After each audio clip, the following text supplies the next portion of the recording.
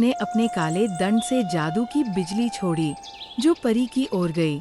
आर्यमन तुरंत खड़ा हो गया और वह बिजली आर्यमन में लग गई। बहुत समय पहले धरती के एक कोने में एक ऐसा जंगल था जहां सूरज की किरणें भी प्रवेश करने से डरती थी। वह था कायरवन। वहां एक राक्षस रहता था, कालवन। वह राक्षस जो कभी इंसान था। उसकी दहाड़ से पहाड़ कांपते थे, नदियां थम जाती थीं और पक्षी चुप हो जाते थे।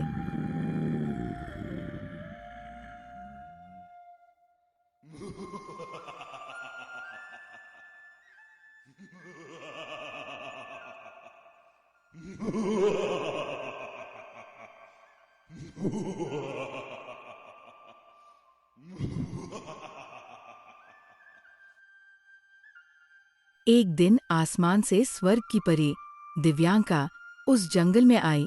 उसके पंख रजत जैसे और शरीर से उजाला निकल रहा था। जहां वह उतरी वहां की सूखी घास भी हरी हो गई। उसके आते ही पूरा जंगल पहली बार प्रकाशित हो उठा। पर उसी क्षण जंगल के भीतर से गर्जना करते हुए वही राक्षस सामने आ गया।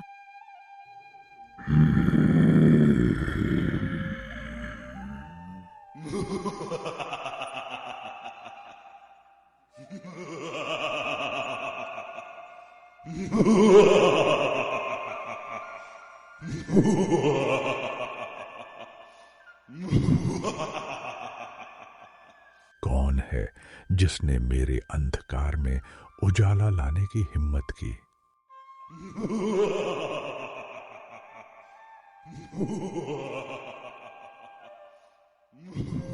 मैं स्वर्ग से आई हूँ, सत्य की खोज में। कालवन की आंखों में अग्नि थी, पर दिल में एक सवाल। लेकिन अचानक उसकी आवाज इंसानी आवाज में बदल गई। स्वर्ग की परी मेरे श्रापित जंगल में क्यों आई है? आखिर ऐसा क्या हो गया जो तुम्हें यहां आना पड़ा? क्योंकि स्वर्ग में यह भविष्यवाणी हुई है, जब स्वर्ग की रोशनी धरती के अंधकार से मिलेगी, या तो संसार का अंत होगा या एक नई शुरुआत। मैं जानना चाहती हूँ, कौन से भाग्य ने तुम्हें बांध कर रखा हुआ है? भाग्य? भाग्य ने तो मुझे मिटा दिया परी। अब मैं केवल जो झूठ बोलते हैं उन्हें दंड देने वाला श्राप हूं। उसकी आवाज में एक अजीब पीड़ा थी जो दिव्यांका के हृदय को छू गई। रात गहराई। राक्षस ने परी से कहा, बैठो, तुम स्वर्ग की हो पर सत्य जानने का साहस रखती हो। मैं तुम्हें सत्य बताने वाला हूं। दिव्यांका बैठ गई पेड़ की जड़ के पास। राक्षस की छाया चारों ओर फैली थी, पर उसकी आंखों में इंसानियत झलक रही थी। मैं कालवन नहीं था, मैं था राजकुमार आर्यमन। मेरे पिता सत्यव्रत राज्य के राजा थे। मेरे पास सब कुछ था, पर मन में एक ही लालच था, अमरता का। परी राक्षस की बातें ध्यान से सुन रही थी। राज्य में एक जादुई रत्न था, कालमणि। कहते थे जो उसे धारण करेगा वो अमर हो जाएगा। मैंने पिता की आज्ञा के विरुद्ध जाकर उसे पाने की कोशिश की। जैसे ही मैंने उसे छुआ, उसमें से एक आवाज आई, जो सत्य त्यागेगा वो अमर नहीं, श्रापित होगा। पर मैं नहीं रुका। रत्न ने मेरी आत्मा को निगल लिया। मेरे भीतर का मानव मर गया और मैं इस जंगल में राक्षस बनकर भटकने लगा। राक्षस की आंखें नम हो गईं। वह परी से अपने श्राप का उपाय बताने लगा। परी, मेरे श्राप का एक ही उपाय बताया गया है। सत्य के आंसू से ये श्राप टूटेगा। पर आज तक किसी ने मेरे लिए आंसू नहीं बहाए। दिव्यांका के भीतर एक कंपन उठा। वह बोली, आर्यमन, तुम्हें श्राप से मुक्ति मिलेगी। मैं तुम्हारी मदद करूंगी। नहीं परी, तुम्हारे आंसू स्वर्ग के हैं, वे धरती को नहीं छू सकते। परी चुप रही, पर उसकी आंखों में करुणा उतर आई। अगली सुबह पूरा जंगल जाग उठा। पक्षी भयभीत होकर उड़ने लगे, क्योंकि सबने देखा स्वर्ग की परी राक्षस के साथ है। यह तो विनाश का संकेत है, क्योंकि राक्षस और स्वर्ग की परी के मिलने से विनाश ही होगा। हाँ, स्वर्ग और नरक का मेल संभव नहीं। यह जंगल अब खत्म हो जाएगा। पर तभी जंगल के उत्तर दिशा से एक और शक्ति आई, त्रिकाल, एक दुष्ट जादूगर जो कालमणि की शक्ति पाना चाहता था।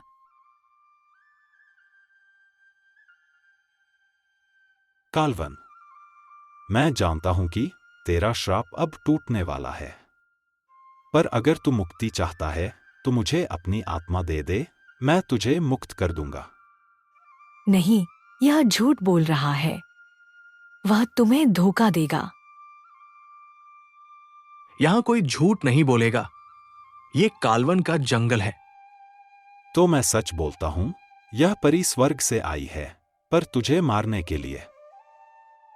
राक्षस के पैरों के नीचे जमीन कांप उठी।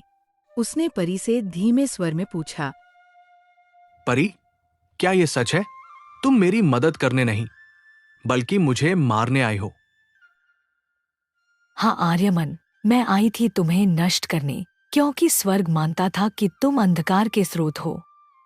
पर मैंने तुम्हारे भीतर जो देखा वह अंधकार नहीं, पश्चाताप था। राक्षस स्तब्ध रह गया। उसके विशाल शरीर से धुआं उठा और परी का आंसू उसकी त्वचा पर गिर गया। जैसे ही वो धरती पर पड़ा, जंगल में बिजली गिरी और राक्षस के शरीर में बदलाव शुरू हुआ।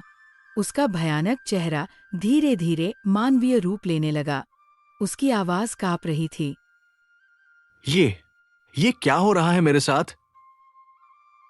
यह तुम्हारा श्राप टूट रहा है आर्यमन। नहीं, मैं यह नहीं होने दूंगा। उसने अपने काले दंड से जादू की बिजली छोड़ी जो परी की ओर गई। आर्यमन तुरंत खड़ा हो गया और वह बिजली आर्यमन में लग गई।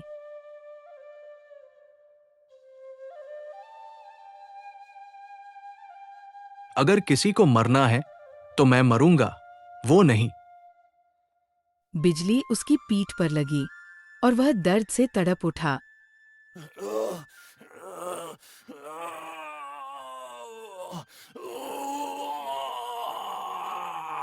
नहीं आर्यमन। पर उसी पल उसके आंसू फिर गिरे। इस बार उसके आंसू इतने पवित्र थे कि उन्होंने त्रिकाल की जादुई शक्ति को भस्म कर दिया। जंगल में आग फैल गई, लेकिन वह आग विनाश नहीं, शुद्धिकरण की थी। राक्षस का शरीर राख बनने लगा और राख से निकला एक सुंदर, गंभीर इंसान, वही राजकुमार आर्यमन। उसकी आंखों में अब लाल नहीं, प्रकाश था। परी, मेरा श्राप तुम्हारे आंसू से टूटा। मैं अब मुक्त हूं।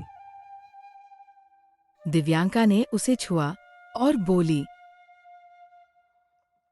मैं पहली बार धरती को छू सकी, क्योंकि यह स्पर्श सत्य का है। दिन बीते। आर्यमन ने जंगल में मंदिर बनाया, सत्यवन, जहां झूठ बोलना असंभव था। परी और वह साथ रहे, पर एक दिन दिव्यांका बोली, आर्यमन, मुझे लौटना होगा। स्वर्ग मुझे पुकार रहा है। आर्यमन की आंखें भर आईं। नहीं परी, मत जाओ। मुझे लौटना ही होगा आर्यमन, क्योंकि स्वर्ग को मेरी जरूरत है। तो क्या ये हमारा अंत है? नहीं आर्यमन, यह अंत नहीं, आरंभ है। जब भी बारिश होगी, मेरे आंसू इस धरती को सींचेंगे, और जब हवा बहेगी, तुम मेरी आवाज सुन सकोगे। अगर यही प्रेम है, तो मैं इसे सदा सत्य बनाकर रखूंगा। आर्यमन, यही तुम्हें सच्चा मनुष्य बनाता है। वह प्रकाश में विलीन हो गई और स्वर्ग में लौट गई, पर उसके आंसू हमेशा धरती पर बरसते रहे। सालों बाद लोग उस जंगल को सत्यवन वन कहने लगे। कहा जाता है, जो वहां झूठ बोलता है, उसकी आवाज खुद बंद हो जाती है, और पहली बारिश की हर बूंद दिव्यांका के आंसू मानी जाती है।